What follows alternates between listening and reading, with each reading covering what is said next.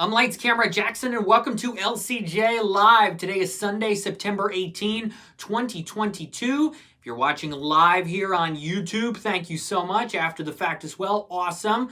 We're going to get to lots of box office news, my thoughts on some new movies, new shows, what's going on in the world of entertainment as we're getting here on a Sunday. Got my Marilyn Monroe Pez because I have seen Blonde. That's right, I have seen the new, I'm just checking a couple things here. I have seen the new Marilyn Monroe film Blonde starring Ana de Armas. Everything's looking good here on my end. We're just checking a couple things, but everything's looking good here on the mobile version. Picture quality's great. Picture quality on YouTube, guys, so much better than Twitter. Twitter live video is terrible. YouTube live quality looks very good. I have seen Blonde. I will give you my thoughts on Blonde here coming up on LCJ Live. You're gonna want to hear my take on the new Marilyn Monroe film starring Ana de Armas. Also this week, Avatar's back in theaters. New Back to You podcast episode with the TV legend James Burrows is coming up. Spencer Lindemann totally agrees. Looks great on YouTube. Watching it live here now. Thank you so much, Spencer. Really appreciate it. James Burrows interview. Going to talk about that as well coming up. Shark Tank is live this week. That is big. I've seen a rom-com that's coming out this week. So a lot to look forward to coming up here on this episode of LCJ Live. Let's start with the box office. And your winner is The Woman King by a lot. $19 million. It's a good open for a good movie. I like The Woman King. The performances, the feel of the action sequences, and the emotion to it, especially with kind of a twist midway through. I reviewed this with Mike Sargent on the latest Too Fast, Two Films podcast episode. We talk about The Woman King on that, so check that episode out, toofast2films.com.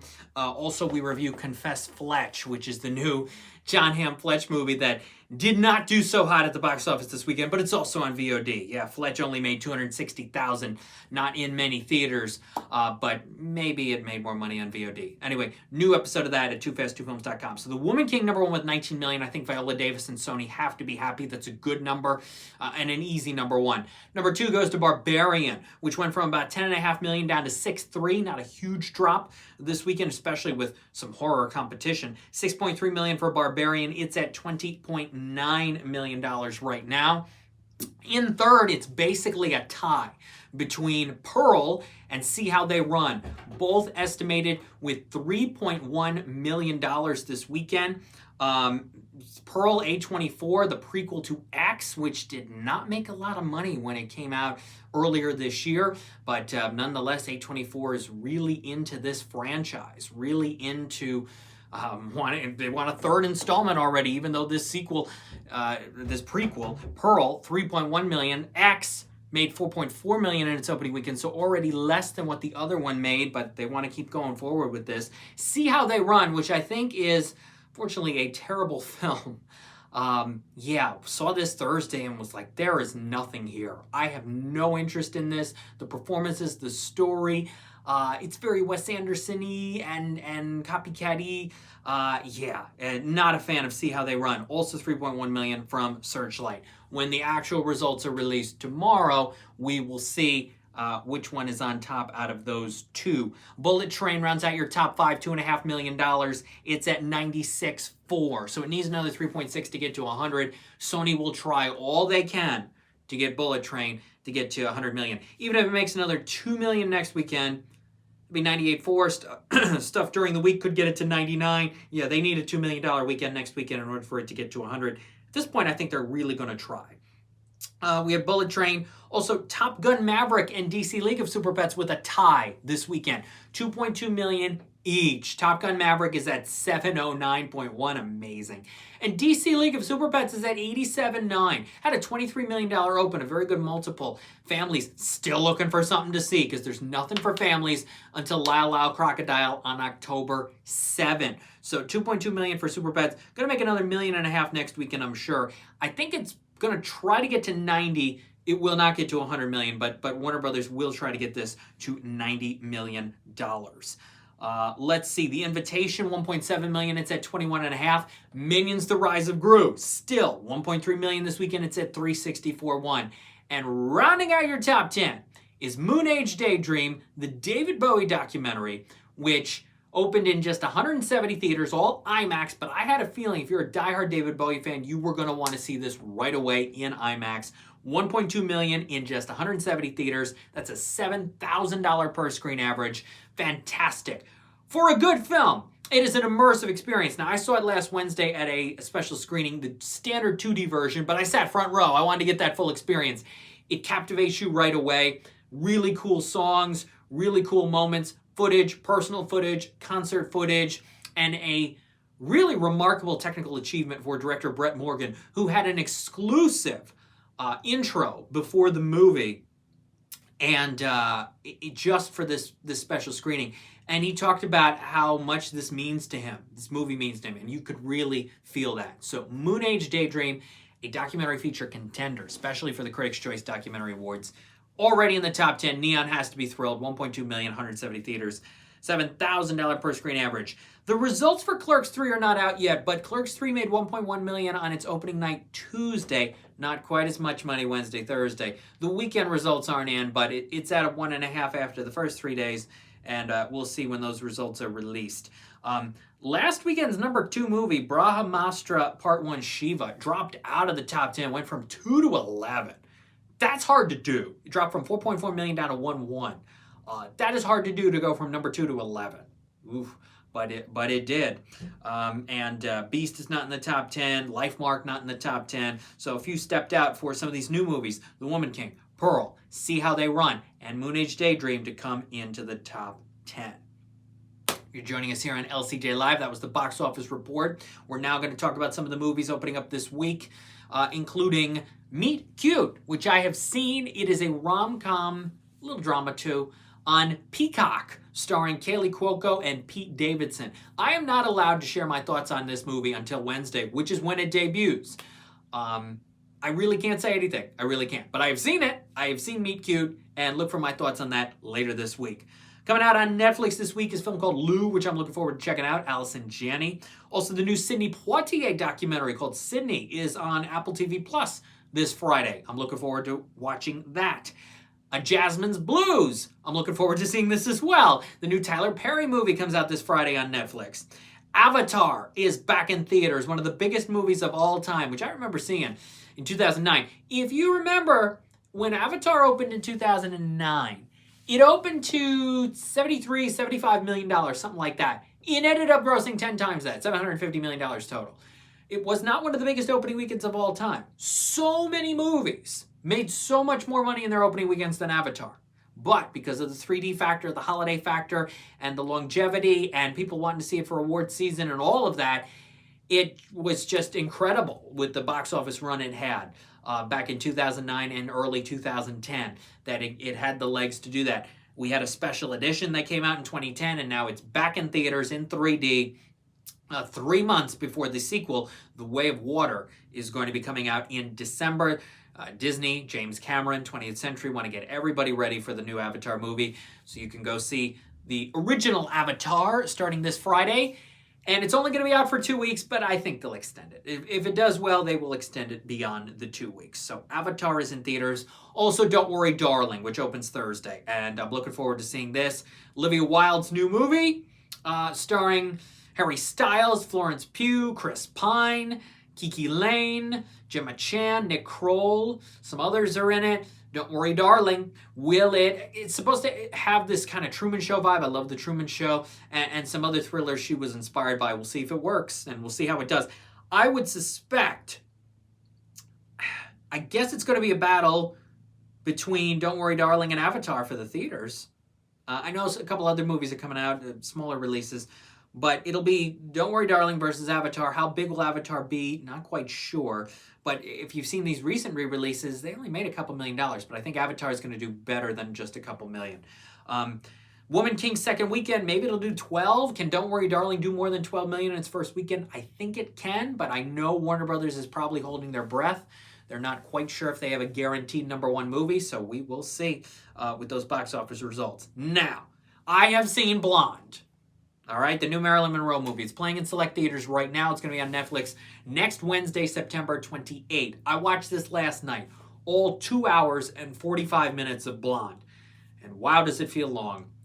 It is an episodic one-note experience. It is a tough movie to watch because Marilyn Monroe is constantly tortured. I mean, it is torture for her, all that she goes through. We witness that. Ana de Armas cries in this movie so much. Like half the movie, she is crying or screaming or upset or angry. It is an emotional roller coaster ride, this movie. It is based on the novel by Joyce Carol Oates.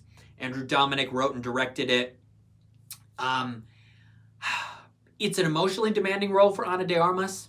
Did I ever fully believe she was Marilyn Monroe? No. And not just because of the accent, or early on, I felt like, especially in some of the scenes, they go back and forth between black and white and color, and I'll talk about that in a second. Early on, I'm like, well, they put Ana de Armas in a wig. It's Ana de Armas in a Marilyn Monroe wig.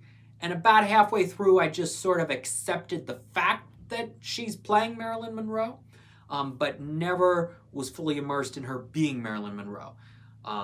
Joe DiMaggio, character of him, Bobby Cannavale plays him. Never fully believed that. Adrian Brody plays Arthur Miller. Adrian Brody is better in Blonde than he is in See How They Run. Nobody gives a great performance in See How They Run. That film's a mess. But Adrian Brody is okay. A couple of the scenes between him and Ana de Armas are some of the better scenes in Blonde. But as I was thinking about it, watching it, and thinking about it after the fact,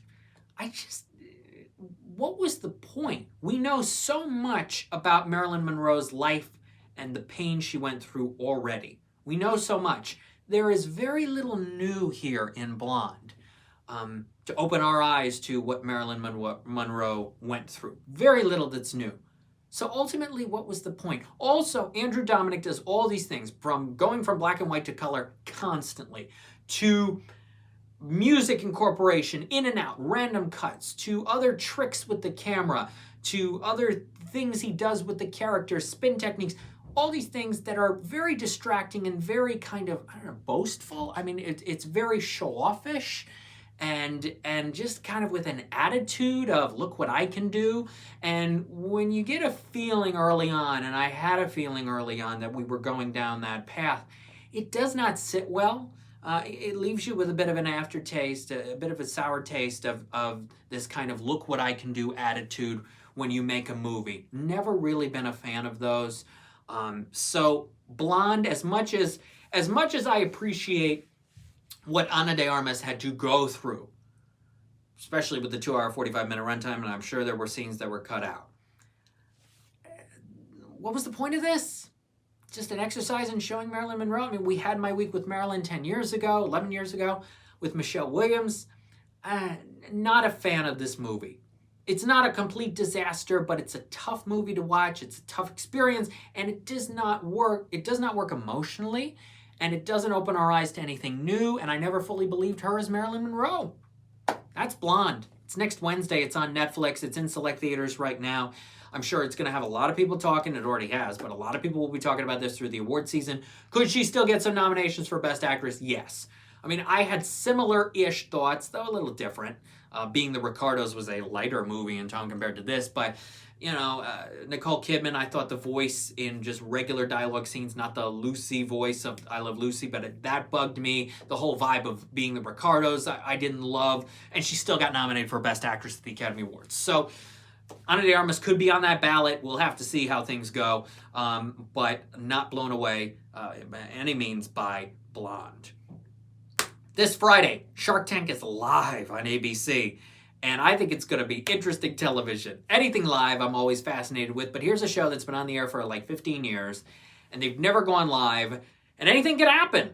And, you know, when you watch Shark Tank, all the deals that happen, they're edited down. They're usually like an hour, and they're condensed down to 10 or 12 minutes to get into the hour show.